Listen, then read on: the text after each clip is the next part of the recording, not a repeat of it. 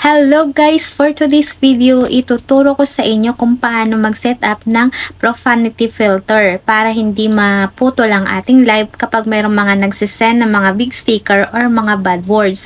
So guys, dapat malaman nyo ito para naman kapag kayo ay nag-live, hindi po mapuputol ang inyong live once na naka-set up na po ang inyong profanity filter.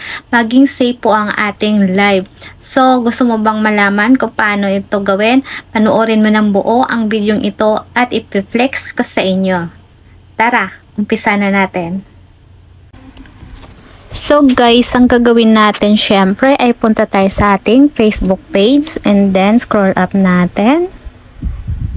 I-click natin yung live. And then i-click natin yung video.